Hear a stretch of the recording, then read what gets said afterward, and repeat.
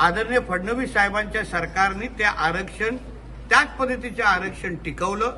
मग 2.5 वर्ष महाविकास आघाडीच्या काळामध्ये ते आरक्षण उद्धव ठाकरेंनी घालून दाखवलं आणि परत जेव्हा आदरणीय एकनाथ शिंदे साहेब राज्याचे मुख्यमंत्री झाले तेव्हा मराठा समाजाला 10% वेगळं आरक्षण म्हणजे कोणाच्याही ओबीसी समाजाच्या कुठल्याही आरक्षणाला हात न लावता स्वतंत्र 10% आरक्षण तेव्हाही दिलं आणि आताही फडणवीस साहेबांच्या सरकारने ते आरक्षण टिकवलेलं आहे।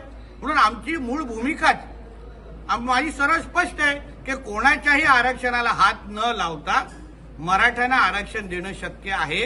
घटनेच्या 16/4/15/4 च्या अनुसार जी घटना डॉक्टर बाबासाहेब आंबेडकरांनी लिहिलेली आहे तो समाज त्या आमच्या मराठा समाजामध्ये मागासलेपणा सिद्ध करण्याचं काम विविध समित्यांनी याच्या अगोदर केलेलं आहे। राणे समितीने केलं आहे, त्याच्यानंतरच्या शिंदे समितीने, प्रत्येक समितीने केलेलं आहे। एकदा मागासलेपणा तुम्ही सिद्ध करता तर तुम्हाला घटनेच्या 15/4/16/4 च्या अनुसार आरक्षण तुमचं स्वतंत्र आरक्षण मिळू शकतं। मग दुसऱ्यांचं आरक्षण घेण्याचा प्रश्नच राहत नाही।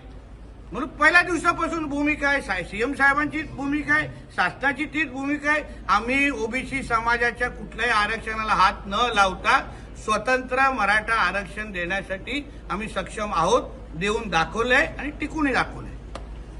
साहेब, आदित्य ठाकरे यांनी मातोश्रीवर बैठक घेतली आहे, आगामी निवडणुकीसंदर्भात चर्चा झाली आहे। अरे बापरे, म्हणजे आता तर आज झोपच लागणार नाही रे बाबा। एवढा मोठा माणूस, एवढा खणकर आवाज आणि त्यांनी बैठक लावत, आजचे झोपेचे वांदे झाले माझे, अवघड झालं।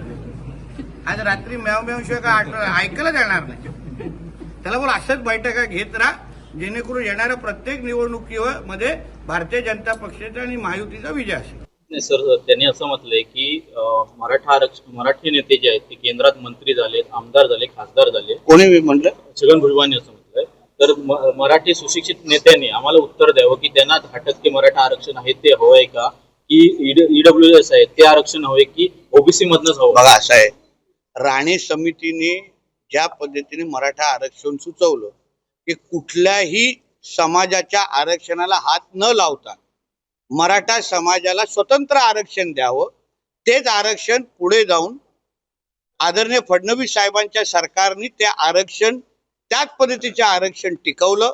मग 2.5 वर्ष महाविकास आघाडीच्या काळामध्ये ते आरक्षण उद्धव ठाकरेंनी घालून दाखवलं आणि परत जेव्हा आदरणीय एकनाथ शिंदे साहेब राज्याचे मुख्यमंत्री झाले तेव्हा मराठा समाजाला 10% वेगळं आरक्षण म्हणजे कोणाच्याही ओबीसी समाजाच्या कुठल्याही आरक्षणाला हात न लावता स्वतंत्र 10% आरक्षण तेव्हाही दिलं आणि आताही फडणवीस साहेबांच्या सरकारने ते आरक्षण टिकवलेलं आहे।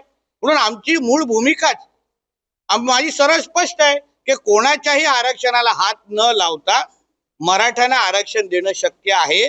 घटनेच्या 16/4/15/4 च्या अनुसार जी घटना डॉक्टर बाबासाहेब आंबेडकरांनी लिहिलेली आहे तो समाज आमच्या मराठा समाजामध्ये मागासलेपणा सिद्ध करण्याचं काम विविध समित्यांनी याच्या अगोदर केलेलं आहे। राणे समितीने केलं आहे, त्याच्यानंतरच्या शिंदे समितीने, प्रत्येक समितीने केलेलं आहे। एकदा मागासलेपणा तुम्ही सिद्ध करता तर तुम्हाला घटनेच्या 15/4/16/4 च्या अनुसार आरक्षण तुमचं स्वतंत्र आरक्षण मिळू शकतं। मग दुसऱ्यांचं आरक्षण घेण्याचा प्रश्नच राहत नाही।